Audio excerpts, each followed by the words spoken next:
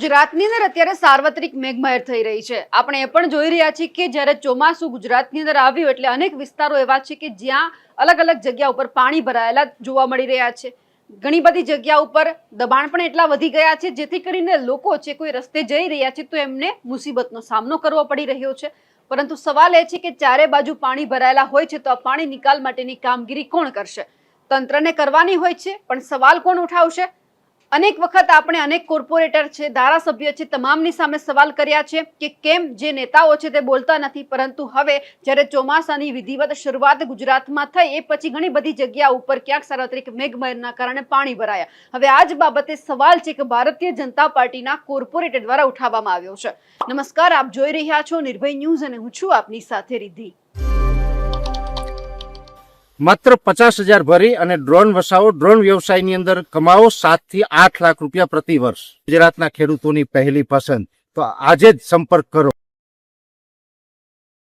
આપણે અનેક વાર જોયું છે કે જ્યારે વરસાદી માહોલ હોય છે અને એ જ વરસાદી માહોલની અંદર અનેક શેરીઓ એવી છે કે જ્યાં પાણી ભરાયેલા હોય છે, અનેક શહેરો છે પાણીમાં ડૂબી ગયેલા દ્રશ્ય પણ આપણે જોયા છે। ત્યારે સવાલ છે આપણે હંમેશા નેતાની સામે ઉઠાવ્યા છે કે નેતા કેમ ચૂપ છે? ઘણી બધી વખત તો આપણે એવું પણ જોયું છે કે વરસાદ આવે છે, પાણી ભરાય છે એટલે સોસાયટીની બહાર છે બેનર લગાવવામાં આવે છે કે અમારા જે કોર્પોરેટર છે એમણે અમારી સોસાયટીમાં પ્રવેશ કરવો નહીં, કારણ કે એમણે કંઈ કામ જ નથી કર્યા, માત્ર મત માંગવા સિવાય એમને કોઈ બીજા કામ નથી। પણ હવે ધીમે ધીમે ધારાસભ્ય છે બહાર આવી રહ્યા છે, જે કોર્પોરેટરો છે તે પણ બહાર આવી રહ્યા છે, પોતાના મત વિસ્તારના લોકોની મુલાકાત લઈ રહ્યા છે। અને આ બધાની વચ્ચે હવે ભારતીય જનતા પાર્ટીના એક કોર્પોરેટર છે કે જેમણે તંત્રને ચીમકી આપી દીધી છે અને કહી દીધું છે કે જો તમે હવે કામગીરી નહીં કરી તો પછી અમે લોકોની સાથે સ્વયંભૂ રસ્તા ઉપર ઉતરીશું અને કામગીરી કરીશું। વાત છે ભારતીય જનતા પાર્ટીના જે કોર્પોરેટર છે કાવ્યા કથિરિયાની। એમણે પોલીસ કમિશનર અને સાથે સાથે મ્યુનિસિપલ કમિશનરને પણ આ પત્ર લખ્યો છે।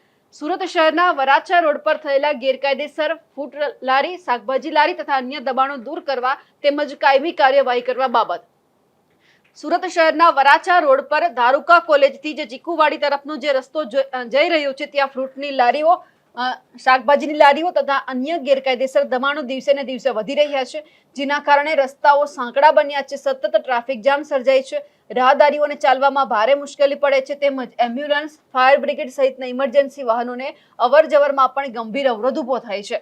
જાહેર માર્ગો નાગરિકોના ઉપયોગ માટે છે, કોઈ પણ વ્યક્તિ દ્વારા કાયમી કે અસ્થાયી દબાણ કરીને જાહેર સુવિધામાં અવરોધ ઉભો કરવો કાયદાની ભાવના વિરુદ્ધ છે અને આ દબાણથી દરરોજ આવા જવામાં 10 લાખ લોકોને અવરોધ સર્જાય છે। અગાઉ કરવામાં આવેલી દબાણ હટાવની કામગીરી બાદ પણ ઘણા વિસ્તારોમાં ફરીથી દબાણો ઉભા થઈ ગયા છે, જે દર્શાવે છે કે નિયમિત દેખરેખ અને કડક અમલવારીની જરૂરિયાત છે।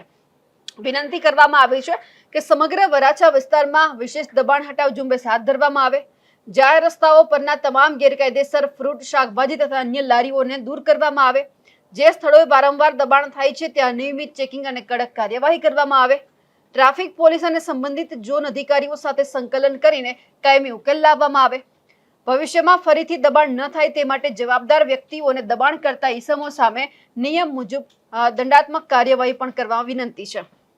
ખાસ નોંધ લખવામાં આવી છે કે ઉપરોક્ત તમામ કામગીરી દિન 7માં જો પૂર્ણ કરીને કામગીરી કર્યાની માહિતી સહિતની વિગતો આપવી અને દિન 7માં જો કામગીરી પૂર્ણ ન થાય તો આગામી દિવસોમાં પ્રજા સાથે મળી વરાછાના હિતમાં સ્વયંભૂ કામગીરી કરીશું। આ નકલ છે મ્યુનિસિપલ કમિશનરને પણ રવાના કરવામાં આવી છે। એક કોર્પોરેટરે કામગીરી સારી કરી છે, પણ હજુ એમને એ પણ ધ્યાન આપવાનું છે કે તમે જે વ્યક્તિ માટે જે વાત કરી રહ્યા છો, જે ફ્રૂટની લારીઓ છે, શાકભાજીની લારી લઈને બેઠા છે, જે પોતાનું ગુજરાન ચલાવી રહ્યા છે, તેમના માટે પણ તમે તમારા જે તંત્ર છે એમને વિનંતી કરજો, કારણ કે અહીંયા કોઈક રોજગારી લઈને બેઠા છે, એમના ઘર ચલાવી રહ્યા છે, તમે ત્યાંથી હટાવો છો તો તમારી પાસે કોઈ બીજી વ્યવસ્થા પણ હોવી જોઈએ કે જ્યાં લોકો અહીંયા લારીઓ લઈને ઊભા છે, જે પોતાનું ગુજરાન ચલાવે છે, એમને પણ પોતાની એક જગ્યા મળે। માત્ર તેમને હટાવવાથી કંઈ જ નહીં થાય। એક કોર્પોરેટર છો, તમારી કામગીરી પણ એ પણ આવે છે કે તમે માત્ર એક વ્યક્તિ માટે ન વિચારો, બધા માટે વિચારજો। સારી બાબત છે કે ભારતીય જનતા પાર્ટીના જ્યાં કોર્પોરેટર છે તેમણે એક આવી પહેલ કરી છે અને તંત્રને સીધી જ વાત કરી દીધી છે કે તમારાથી ન થતું હોય તો કહી દેજો, અમે કામગીરી કરી લઈશું. હવે જોવાનું છે કે 7 દિવસમાં કામગીરી પૂરી થાય છે ખરી, અને જો થાય છે તો પછી આ જ્યાં તમામ લોકો છે લારીઓ લઈને બેઠા છે એમને કોઈ બીજો રસ્તો કે બીજી જગ્યા આપવામાં આવે છે ખરી, તે પણ જોવાનું રહ્યું.